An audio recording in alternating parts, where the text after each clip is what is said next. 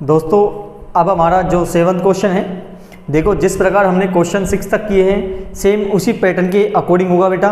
तो देखो, Hasan buy 2 kinds of cloth material for school uniform. Hasan है जो कि क्या बनाना चाहता है, स्कूल की यूनिफॉर्म बनाना चाहता है, उसके लिए वो 2 काइंड्स ऑफ क्लॉथ ये खरीदता है, मतलब 2 तरह के कपड़े खरीदता है। एक खरीदता है शर्ट के मटेरियल के लिए जिसकी कॉस्ट आती है 50 रुपीज़ पर मीटर। बेटा ट्राउजर के लिए कितना खरीदता है, वो 90 रुपीज़ पर मीटर कॉस्ट आती है, यानी 1 मीटर की जो कॉस्ट आती है कपड़े पर ट्राउजर के वो आती है 90 रुपीज़। ठीक है, देन आगे क्या बोल रहा है, for every 3 metre of the shirt material. यदि उसको कोई भी एक शर्ट बनाने के लिए चाहिए तो उसको 3 मीटर किसकी जरूरत पड़ेगी, कपड़े की जरूरत पड़ेगी, और 2 मीटर किसकी जरूरत पड़ेगी, ट्राउजर की जरूरत पड़ेगी। ये बेटा एक रेशो हो गया। रेशो मतलब कि यदि आपको एक शर्ट बनवानी है उसके लिए 3 मीटर कपड़ा चाहिए, 3 मीटर चाहिए, और यदि आपको एक ट्राउजर बनवाना है तो उसके लिए 2 मीटर कपड़ा चाहिए। तो बेटा रेशो हो गया, मतलब 3:2 की बात हो गई। और मैंने आपको पहले बताया था कि जब भी आप रेशो में करोगे तो उसकी वैल्यू को हम एक्स में लेते हैं। आया समझ में? देखो कैचिंग करना सीखो तभी आप सीख पाओगे। He sell the material at 12% and 10% profit respectively. अब ये क्या कर देता है, इन मटेरियल को बेटा सेल कर देता है, बेच देता है, और 12% और 10% पे बेच देता है। हिज टोटल सेल, उसकी इनको बेचने के बाद उसके जेब में पॉकेट में 36,600 रुपीज़ आए। How much trouser material did he buy. तो बताओ उसने ट्राउजर कितने मीटर कपड़ा खरीदा था। बहुत आसान क्वेश्चन है बेटा, जैसे क्वेश्चन बोला है वैसे आपको करना है। हमको टारगेट क्या मिल गया कि हर 3 मीटर कपड़े के शर्ट के लिए आपको 2 मीटर कपड़ा खरीदना होगा ट्राउजर का। बहुत आसान क्वेश्चन बन चुका है, बस आपको बिल्कुल मेथड पे ध्यान देना है। हमारा अब क्वेश्चन कौन सा है, ये 7वां क्वेश्चन है। ठीक है, पूरी कोशिश करूंगा आपको बिल्कुल इजी वे में मैं प्रदान कर सकूं उन चीजों को। ठीक है, तो आप क्या लिखोगे, let the ratio of shirt and trouser material. अच्छा बेटा, शर्ट का मटेरियल कितना था, 3 था, तो वो 3x हो जाएगा, और जो ट्राउजर का था वो कितना था बेटा, 2x था, तो इसको 2x ले लेंगे। क्योंकि मैंने क्या बोला आपको, ये क्या बोला क्वेश्चन में कि जो शर्ट और आपको ट्राउजर बनवानी है ना, तो आपके लिए 3 मीटर कपड़ा तो आपको एक शर्ट के लिए चाहिए और 2 मीटर कपड़ा एक ट्राउजर के लिए चाहिए। तो 3:2 कर दिया मैंने, 3x:2 लिख दो, 3x:2x लिख दो या कॉमा लगा दो। ठीक है बेटा, आप देखो क्या बोला था आपको, यहां पे बोला था कि cost of 1 metre shirt material. अच्छा, कितने की कॉस्ट आ रही थी बेटा, एक मीटर के लिए वो थी 50 रुपीज़। बताया था ना आपको क्वेश्चन में, यहाँ पे देखो कि 50 rupees per metre cost of shirt and trouser की कितनी है, 90 रुपीज़। ठीक है बेटा, अब देखो तो टोटल कॉस्ट कितनी हो गई इसकी, total cost of 1 shirt.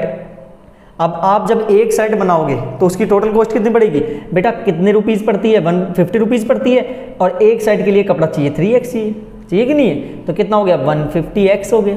Clear आ रहा है समझ में आपको? ऐसे तो करना है इसको। इसी प्रकार cost of 1 metre trouser material कितना था बेटा, 90 रुपीज़ था ना, तो 90 रुपीज़। तो total cost of to make 1 trouser, अच्छा 90 रुपीज़ की कॉस्ट आती है, कितना मटेरियल जरूरत पड़ती है हमें, 2x जरूरत पड़ता है, तो कितना हो गया, 180x हो गया। बताओ आपको समझ आया कि नहीं आया? क्वेश्चन जैसे जैसे बोल रहे हैं बेटा, धीरे धीरे आराम आराम से चलना है, कोई जल्दी नहीं है ऐसा करने की। ठीक है, तो अब देखो आगे क्या बोल रहा है आपसे, उसको सेल करना है 12% और 10% प्रॉफिट पर, यानी कि साइड पे तो 12% प्रॉफिट जाता है, और जो आपके क्या है कि जो आपका ट्राउजर है उस पर वो 10% प्रॉफिट जाता है। तो देखिए सबसे पहले हम निकालेंगे अब सेलिंग प्राइस ऑफ शर्ट। अब बेटा सेलिंग प्राइस का फॉर्मूला क्या होता है, सेलिंग प्राइस मतलब एसपी शॉर्ट फॉर्म में। जब प्रॉफिट होगा तो कॉस्ट प्राइस पे बढ़ता है, सीपी प्लस प्रॉफिट हो जाता है, लॉस होता तो सीपी माइनस लॉस कर देते। आगे समझ में आपको? अच्छा, यहाँ पे प्रॉफिट आपको परसेंटेज में दिया हुआ है साइड पे, कितना परसेंट का है, 12% का। यही तो बोल रहा है कि 12% प्रॉफिट हो रहा है। ठीक है, तो बेटा परसेंट हटता है, मेरी बात ध्यान रखना, जब परसेंट हटाओगे तब बटे अपॉन 100 लगता है। क्या लगता है बेटा, 100 लगता है। और जब किसी भी डिजिट को आप परसेंट में कन्वर्ट करोगे तो मल्टीप्लाई बाय 100 होता है। ठीक है। परसेंट हटाने के लिए डिवाइड बाय 100 होता है, तो मैंने वही किया है, मल्टीप्लाई। अच्छा कॉस्ट प्राइस कितनी है इसकी शर्ट की, कॉस्ट प्राइस है बेटा 150x, तो यहाँ लिख दो 150x। अरे समझ में, देखो कितना इजी हो गया, 0 से 0 कट गया, 15 2 जा 30, 15 1 जा 15 और 3 कितना हो गया 18/10x, 0 से 0 कट गया तो 18x हो गया, क्योंकि नीचे 1 की कोई वैल्यू नहीं होती है। बेटा प्रॉफिट हो गया, अब हमको सेलिंग प्राइस आसानी से निकल जाएगा, क्योंकि सेलिंग प्राइस का फॉर्मूला क्या है, CP प्लस प्रॉफिट। CP मतलब कॉस्ट प्राइस कितनी थी 150x थी, प्रॉफिट कितना हो गया 18x हो गया, तो 168x हो गया बेटा सेलिंग प्राइस। तो ये जो आपका क्वेश्चन है, जिसका पहला पॉइंट एक तरह से मान लिया हमने क्लियर कर लिया शर्ट का, अब किसका निकालेंगे हम, सेलिंग प्राइस ऑफ ट्राउजर, किसका, ट्राउजर का। अच्छा बेटा ट्राउजर पे वही फॉर्मूला SP का, इस पे भी प्रॉफिट है तो प्लस प्रॉफिट हो जाएगा कॉस्ट प्राइस में, ठीक है। तो प्रॉफिट हमें कितना दिया हुआ है, प्रॉफिट इसका दिया हुआ है 10% बेटा, 10% दिया हुआ है, तो परसेंटेज के नीचे अपॉन में 100 आता है, मल्टीप्लाई कॉस्ट प्राइस। अच्छा ट्राउजर की कितनी है बेटा 180x, तो यहाँ पे लिख दो 180x, 0 से 0 कट गया, 0 से 0 कट गया, 18 बन जा 18x, नीचे 1 की कोई वैल्यू चाहे लिखो चाहे नाम लिखो कोई फर्क नहीं पड़ता, ठीक है बेटा। फॉर्मूला क्या है, CP प्लस प्रॉफिट, CP कितना है 180x प्लस प्रॉफिट कितने का हुआ 18x, तो कितना हो गया 198x। आया समझ में आपको, ऐसे ही तो करना है इसको बेटा। अब देखो क्वेश्चन में क्या बोला आपसे कि इन दोनों को बेचने पर, सेल करने पर 36,600 रुपीज उसको क्या हुआ, पैसे मिले, उसको अमाउंट मिला। तो किनको बेचने पर, ट्राउजर को और शर्ट दोनों को बेचने पर। तो कितने कितने बेची इसने, एक तो बेची 168x में और एक बेची इसने 198x में। तो आप लिख दो अकॉर्डिंग दी क्वेश्चन, क्या, अकॉर्डिंग दी क्वेश्चन के अकॉर्डिंग बेटा क्या कर रहा है यहाँ पे कि जो ट्राउजर है और शर्ट को बेच रहा है, शर्ट कितने का था सेलिंग प्राइस 168x का था और ट्राउजर कितने का था बेटा 198x का था। कितने में बेचा 36,600 रुपीज में बेचा। क्लियर, दोनों को ऐड कर दो आप, 8 और 8 16, 9 6 कितना हो गया 15 और 116 and 3x is equal to 36600। x को बाहर करते हैं क्योंकि जब अल्फाबेट और नंबर के बीच में कोई सिंबल नहीं होता वहां मल्टीप्लाई का होता है, और जैसे ही आपने x को बाहर किया तो बेटा 366 बाहर अपॉन में चला जाएगा। तो x की वैल्यू कितनी आ गई है, 1 टाइम कट गया तो 100 हो गया। बेटा बताना क्या है, क्वेश्चन में पूछा है बताओ how much trouser material did he buy. तो आपको ट्राउजर का मटेरियल बताना है। किसका मटेरियल बताना है, ट्राउजर का। तो ट्राउजर का मटेरियल बता दो। तो ट्राउजर का बेटा मटेरियल कितना था, आपने देखा था कितना रेशियो में था, ट्राउजर का था 2 रेशियो में, शर्ट का था 3 रेशियो में। तो आप लिख दोगे 2 × x की वैल्यू 100 तो कितना हो गया 200 मीटर, और शर्ट का पूछता तो 300 हो जाता क्योंकि वो 3x है। आगे बेटा तो ये आपका जो क्वेश्चन है ये 7th पूरी तरह कंप्लीट हो गया। ठीक है बेटा, अब देखो 8th question. Half of a head of deer are grazing in the field. बेटा क्या बोल रहा है कि जो डियर है वो आधा भाग उनका हाफ जो पार्ट है वो क्या कर रहा है, फील्ड में ग्राजिंग मतलब होता है चर रहा है, घास चर रहा है। And 3/4 of remaining are playing nearby. और आधे के चलने के बाद जितना भाग उनका बचा वो भाग क्या कर रहा है, पास के क्षेत्र में खेल रहा है। प्लेइंग मतलब खेलना हो गया। The rest 9 are drinking water. और बाकी के जब बचे तो वो 9 जो बचे हैं वो पानी पी रहे हैं पॉन्ड में। Find the number of dear in the head. तो आपको बताना है कि बताओ टोटल डियर कितने हैं। बेटा वही बात है कि हमको ये तो पता ही नहीं है कि पूरे जो झुंड है हेड है उसमें कितने हिरन्स हैं, कितने डियर हैं। तो हम ज्ञात कर सकते हैं क्या, नहीं ज्ञात कर सकते। तो हम क्या करेंगे, यहाँ पर वैल्यू को x लेंगे, तब आसानी से क्वेश्चन सोल्व हो जाएगा। ठीक है, क्वेश्चन नंबर हमारा कौन सा है, क्वेश्चन नंबर हमारा ये अब 8th है। तो आप लिखोगे let the total number of deer is equal to x। ठीक है बेटा, अब क्या बोला है आपसे कि अब देखो ग्राजिंग जो कर रहे हैं ना डियर, वो कितने कर रहे हैं, हाफ पार्ट कर रहा है। तो नंबर ऑफ डियर हु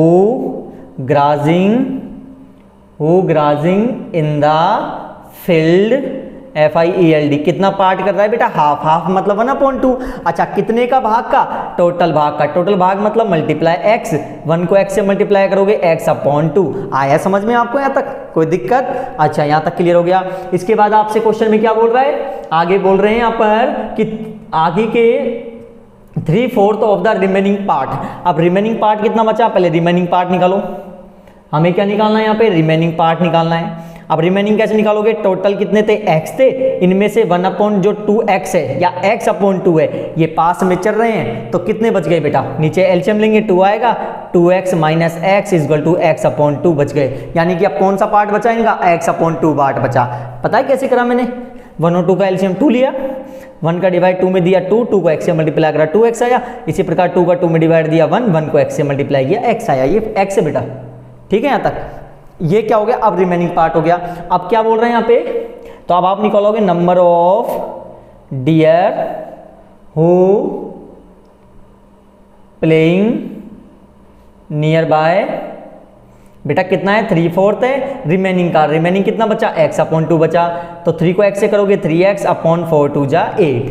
आया समझ में आता का आपको। आगे लास्ट में क्या बोल रहा है आपसे कि द रेस्ट आर ड्रिंकिंग, जो 9 बचे हैं, तो number of deer who drinking, DRINKING drinking water is equal to number of कितने 9 दिए हुए हैं, इसको x में लेने की जरूरत नहीं क्योंकि नंबर हमारे पास दिया हुआ है। अच्छा अब देखो, अब क्या करोगे आप, according the question, according the question बेटा क्या है। अब एक बात बताओ, मैं जब सबों को ऐड कर दूं, किन किन को, कि जितने हिरण, जो जितने डियर्स हैं वो ग्रासिंग कर रहे हैं, जितने खेल रहे हैं और जितने पानी पी रहे हैं, तो एक बात बताओ, तीनों का टोटल यदि मैं कर दूं तो टोटल डियर निकलेंगे नहीं निकलेंगे, निकलेंगे ना। तो मैं क्या कर दूंगा, तो ग्रासिंग कितने कर रहे थे, x अपॉन 2 कर रहे थे, प्ले नियर बाय कितने थे 3x अपॉन 8 थे, और 9 जो रेस्ट क्या कर रहे थे, बाकी के वहां पर क्या कर रहे थे, पानी पी रहे थे। ठीक है ना।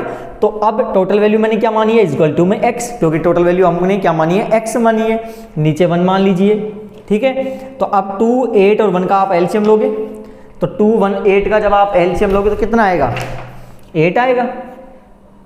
अब क्या करोगे, 2 का डिवाइड 8 में दोगे, 2 का डिवाइड 8 में दोगे 4 आएगा, 4 को x से मल्टीप्लाई करोगे 4x आएगा।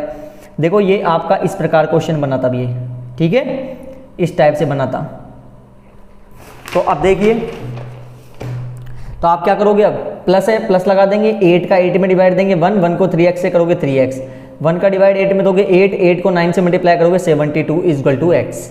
ठीक है बेटा, तो नीचे 1 मान लो इसके, 4x प्लस 3x कितना हो गया, 7x plus 72 upon 8 equal to x upon 1। बेटा कभी भी अल्फाबेट्स और नंबर कभी भी ऐड नहीं होते हैं, हम कर देंगे यहाँ क्रॉस मल्टीप्लाई। क्या करेंगे बेटा, क्रॉस मल्टीप्लाई। क्रॉस मल्टीप्लाई मतलब 1 को मल्टीप्लाई 7x प्लस 72 से और 8 को मल्टीप्लाई x से। तो 7x को 1 से करोगे 7x प्लस 72 को 1 से करोगे 72 इक्वल टू 8 को x से मल्टीप्लाई करोगे 8x। ठीक है यहाँ तक। अच्छा एक काम कर दो, नंबर को रहने दो, अल्फाबेट को अल्फाबेट के पास ले जाओ, प्लस किस में हो जाएगा, माइनस में हो जाएगा। तो 72 इक्वल टू 8 में से 7 गया तो 1x, 1 लगाने की जरूरत नहीं है, x लिख दो। अच्छा बताना क्या था, हमें टोटल डियर बताने थे, और हमने टोटल डियर्स क्या माने थे, हमने क्या माने थे यहाँ पर, टोटल नंबर ऑफ डियर माने थे x। तो x की वैल्यू कितनी आ गई, 72 आ गई। तो टोटल जो डियर हैं वो कितने हैं, x, और x मतलब कितना है 72।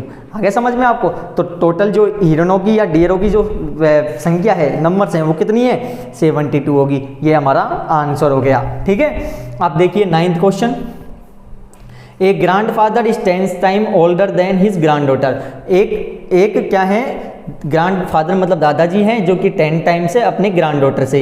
ही is also 54 years older than her, और वो जो हैं कौन, ग्रैंडफादर, क्योंकि ग्रैंडफादर क्या है, वो 54 ईयर्स ओल्डर देन है, मतलब उनसे बड़े हैं, किससे, हर यानी ग्रैंड डॉटर से।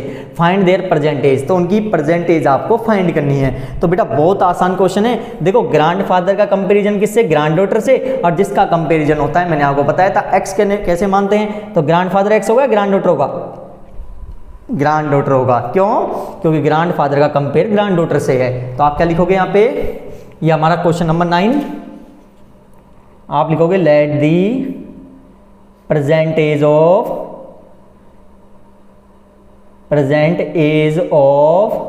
Grand daughter is x and age of grandfather.